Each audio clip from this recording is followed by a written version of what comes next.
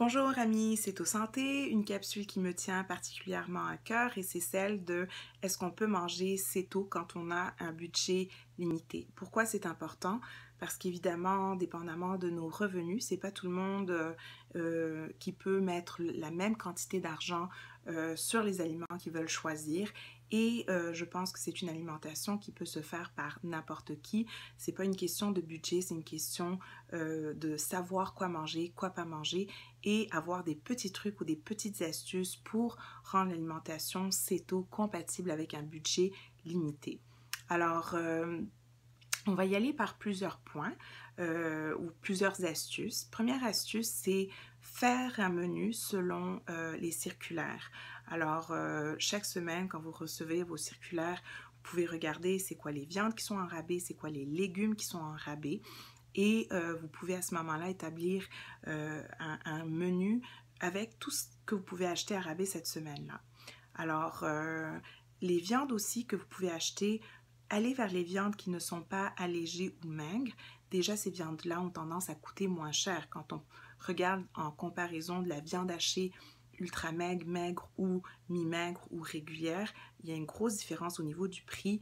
Là, on n'est pas en train de réduire le gras pour perdre du poids, plus au contraire, on embrasse, on prend ces aliments dans leur forme naturelle. Donc, si on a de la viande avec son gras naturel, on va la manger telle qu'elle et on n'a pas besoin d'aller vers des coupes maigres qui vont coûter beaucoup plus cher. Même chose avec la volaille. Généralement, si on va vers de la cuisse, vers des ailes, ça va coûter moins cher que de la poitrine sans peau. Et d'où l'importance de dire, ben écoute, je ne suis pas dans un mode où je veux réduire ma consommation de gras, je tolère les gras, je les accepte, je les consomme, s'ils viennent dans leur forme naturelle, pourquoi pas. Et donc, ça, c'est une manière d'économiser au niveau des viandes et volailles. Au niveau du poisson, certains poissons, quand ils sont congelés ou quand ils sont en boîte, vont être beaucoup moins coûteux. Donc, vous pouvez chercher du thon en boîte quand le thon est en rabais. Vous pouvez acheter aussi les poissons congelés qui sont généralement moins coûteux que les poissons en tout frais. Alors, ça, c'est des manières d'économiser. Je sais que dans plusieurs livres, dans plusieurs sites, on recommande de manger bio. Je sais que la nourriture bio est beaucoup plus chère que la nourriture dite régulière. Et donc, pour certaines personnes, quand on choisit entre manger et manger bio, ben, si on veut avoir quelque chose sur la table, il va falloir faire les choix de manger tout naturellement, ce qu'on peut se permettre. Et donc, quand la nourriture bio est hors budget, elle est hors budget, puis c'est quand même correct de manger de la nourriture, entre guillemets, régulière vendue au supermarché ou dans votre marché du coin.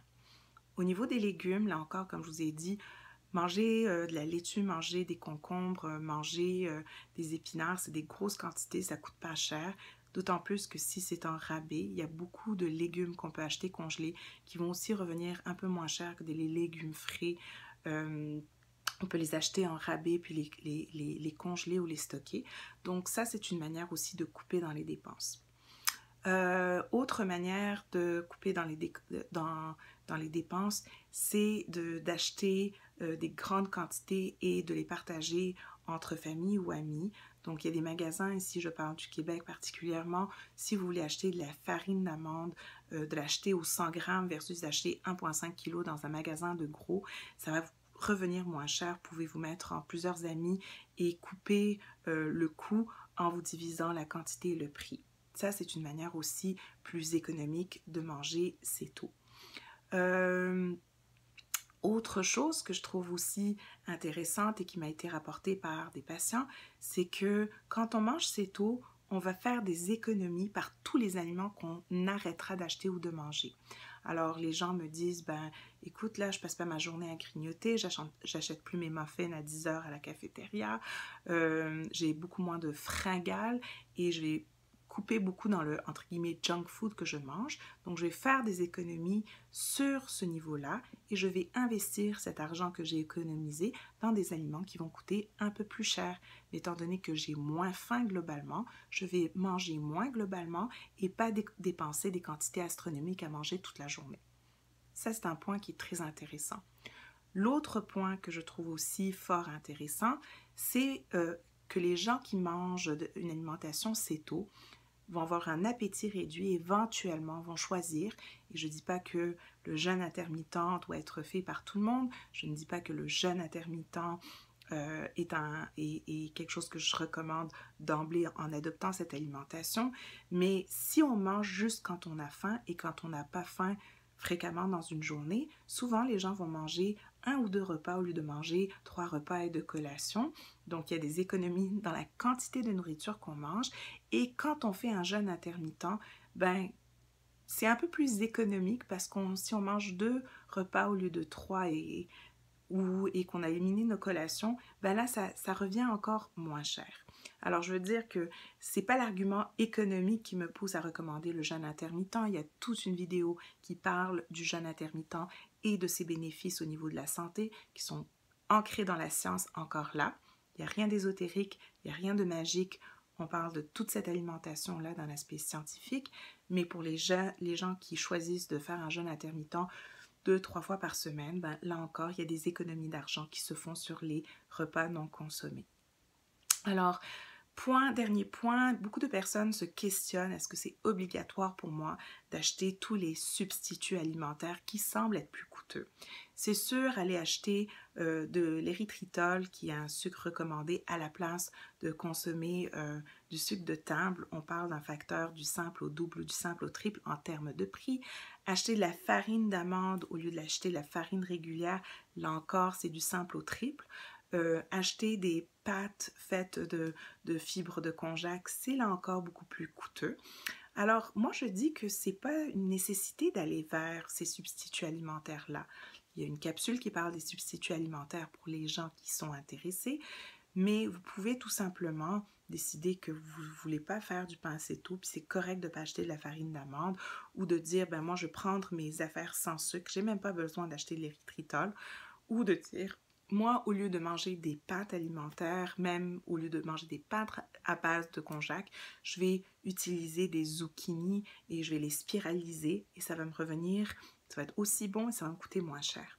Donc là encore, c'est pas nécessaire d'acheter tous les espèces je dirais, de substituts inhabituels pour vous ou coûteux. On peut aussi se restreindre à manger juste des choses simples.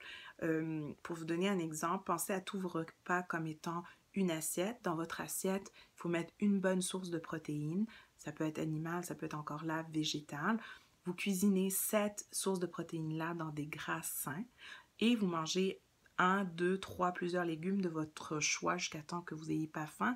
Là encore, cuit dans des gras sains ou assaisonnés ou agrémentés de fromage, de crème, jusqu'à temps que ça comble votre satiété. Donc, il n'y a pas besoin que ça soit extrêmement élaboré, compliqué ou cher. Vous pouvez manger à votre faim, céto, sans casser la tirelire. Donc, en résumé, respectez votre budget en regardant dans les circulaires, évitez les viandes très maigres qui sont plus coûteuses, achetez les choses quand elles sont à rabais et congelez-les, que ce soit du fromage ou du beurre, tout se congèle. Partagez des sacs plus gros qui reviennent moins cher au gramme et partagez-les avec des amis, avec des collègues ou des membres de votre famille et faites des choix simples avec des ingrédients simples pour ne pas vous embarquer à acheter des choses chères non nécessaires.